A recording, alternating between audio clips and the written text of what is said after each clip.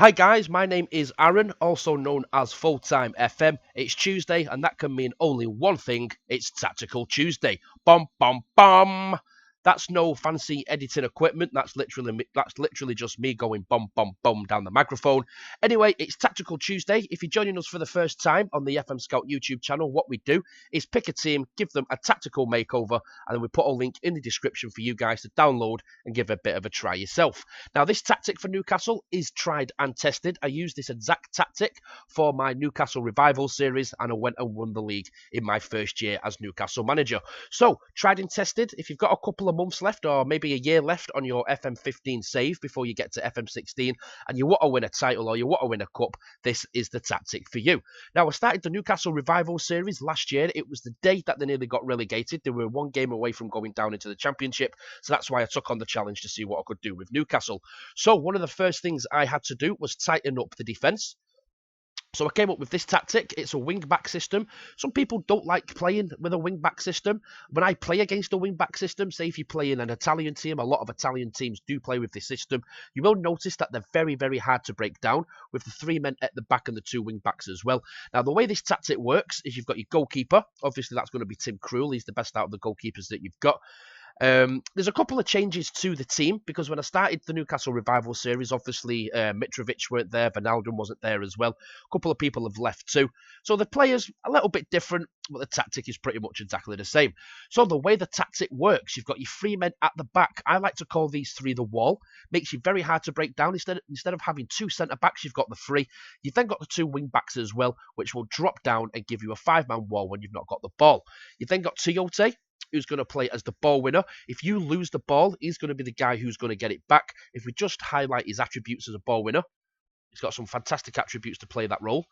As you can see, he's aggressive, he's brave, he's got good determination qualities, positioning's good, teamwork's good, work rate's maxed out, he can tackle, he can mark, pretty quick as well, good stamina, and his strength is also very good. So he is pretty much the perfect ball-winning midfielder. So that's the role he's going to play. If you lose the ball and the opposition try to launch a counter-attack, he's the guy who's going to break it up.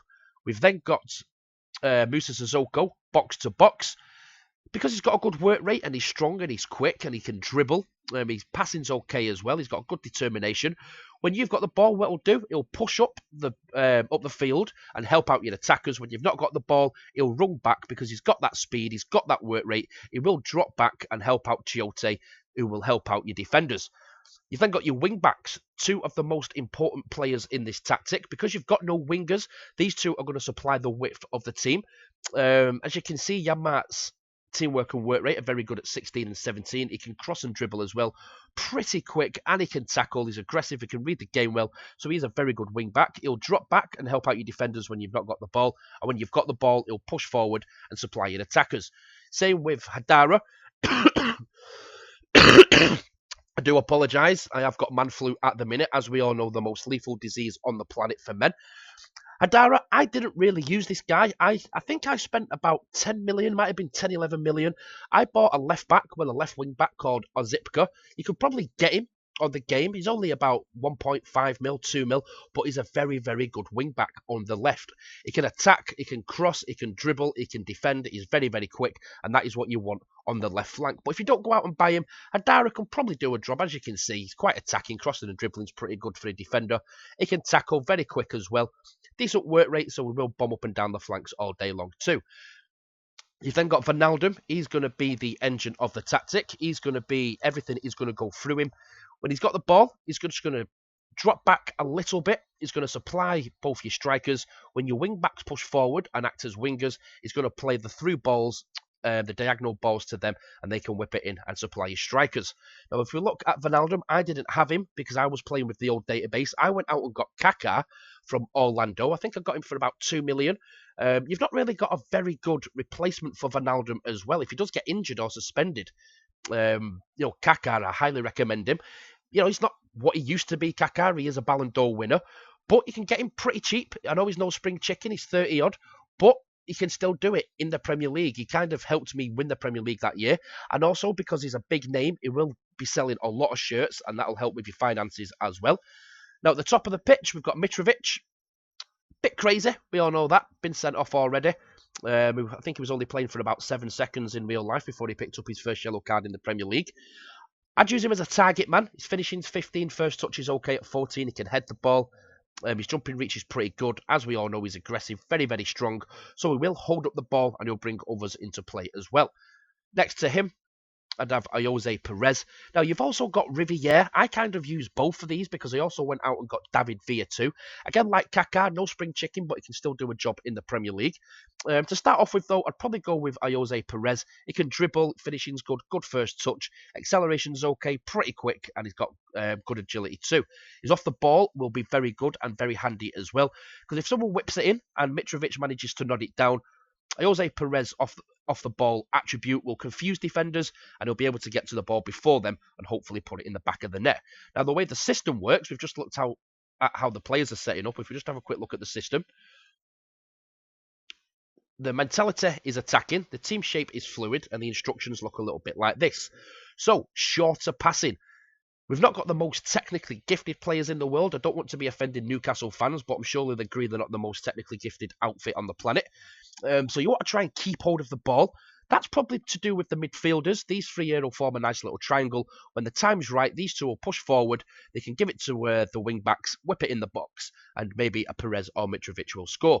Passing to space, that's because Hadara and Yanmar are both pretty quick.